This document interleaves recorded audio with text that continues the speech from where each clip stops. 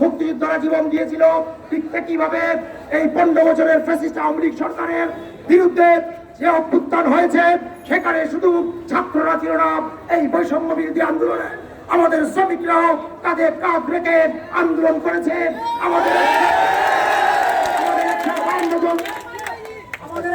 152 জন শ্রমিক নিহত হয়েছে। তাই শ্রমিকদেরকে বঞ্চিত রেখে কোন ইনক্লুসিভ বাংলাদেশ হতে পারে না, বৈষম্যহীন বাংলাদেশ হতে পারে না। তাই অবিলম্বে আমাদের খসড়া প্রজ্ঞাপন আকারে জারি করতে হবে এবং আমাদের ভেরিফিকেশন গাড়ির লাইসেন্স নিবন্ধন দিতে হবে, রোড পারমিট দিতে হবে। আমরা একটি কথা স্পষ্ট করে বলতে চাই, আমরা অবৈধ পন্থায় আমাদের গাড়ি চালাতে চাই না।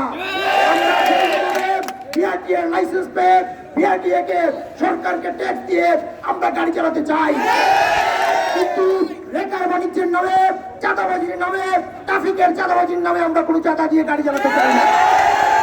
আমরা কোনো সন্ত্রাসীকে চাঁদা দিতে চাই না। আরেকটি অভিযোগ আমাদের বিরুদ্ধে, আমরা নাকি বিদ্যুৎ ফেঁকু। আমরা বলতে চাই, যারা এই বিষয়ে অভিজ্ঞ তারা জেনে থাকবেন, আমাদের প্রত্যেকটা ড্রাইভার তার চার্জের জন্য 80 থেকে 100 টাকা দিয়ে থাকে।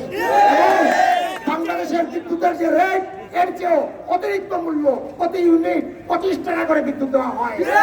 আমরা সরকারকে, সংশ্লিষ্ট জ্বালানি মন্ত্রণালয়কে বলতে চাই, এই হিসাব কষে দেখেন এই খাত থেকে আপনারা কতটুকু টাকা আয় করছেন।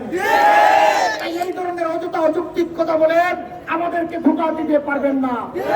সারা বাংলাদেশের শ্রমিকরা ঐক্যবদ্ধ। যদি দ্রুত সময়ে আমাদের দাবি মানা না হয়, আমরা আরো কঠোর আন্দোলন করব। তাই আমরা প্রশাসক, জেলা প্রশাসকদের কাছে অনুরোধ জানাবো, উনি যেন আমাদের এই আকুতি উনি সংশ্লিষ্ট কর্তৃপক্ষকে জানান দেন। আমাদের সংগঠনের প্রধান উপদেষ্টা আবু জাফর বলেছেন যে আমাদের আজকে কিছু অনাকাঙ্ক্ষিত ঘটনা ঘটেছে, যে সন্ত্রাসীরা আমাদের কয়েকজন শ্রমিককে আহত করেছে। আমরা প্রশাসনের প্রতি অনুরোধ থাকবে তারা যেন সেই সংশ্লিষ্ট সন্ত্রাসীদেরকে গ্রেপ্তার করে আইনি ব্যবস্থা নেন।